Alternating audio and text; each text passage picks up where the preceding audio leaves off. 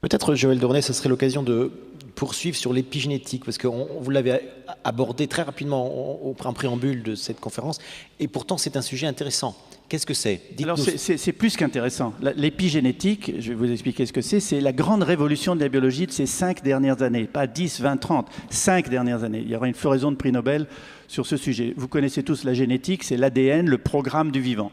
Et pendant très longtemps, on a cru que cet ADN ne pouvait faire des variations.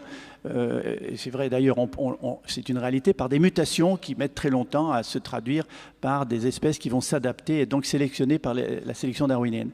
Or, le programme de la vie ne code que pour 15% des machines-outils qui font fonctionner la cellule vivante, c'est-à-dire les enzymes et les protéines. 15%. Donc on s'est dit, mais qu'est-ce que c'est que le reste, les 85%? Et comme on ne savait pas, on a appelé ça junk DNA, ADN poubelle.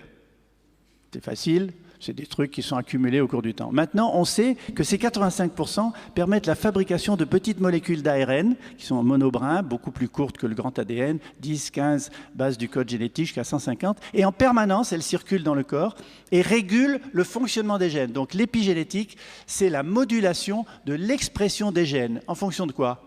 En fonction du comportement. Votre comportement quotidien.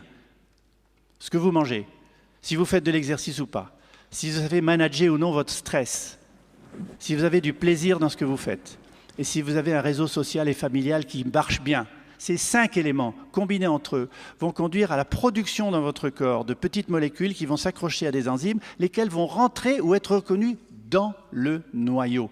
Dans le noyau où il y a l'ADN.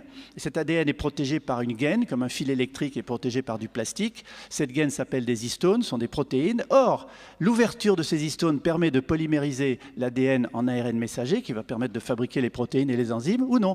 C'est comme un livre de cuisine. Vous avez un livre de cuisine où les pages de chapitres sont collées.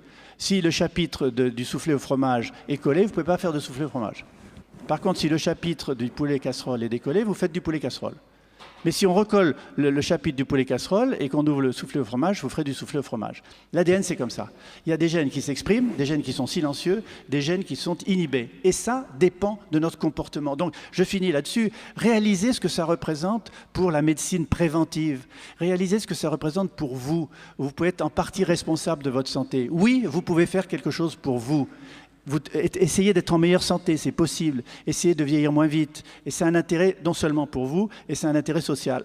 Et je termine sur un exemple précis de l'épigénétique, ce sont les abeilles. Toutes les larves d'abeilles naissent avec le même patrimoine génétique, exactement le même. Mais si vous donnez de la gelée royale à manger à certaines larves et pas à d'autres, elles deviennent des reines. Vous avez vu la différence entre une larve d'abeille et une reine, ou une abeille ouvrière et une reine. Elle est plus grosse, elle pond des œufs et elle vit plus longtemps.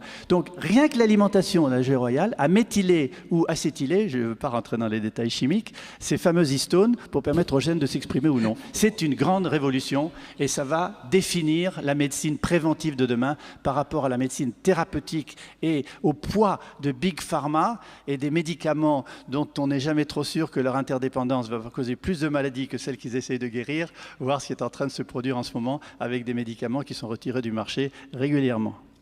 Merci.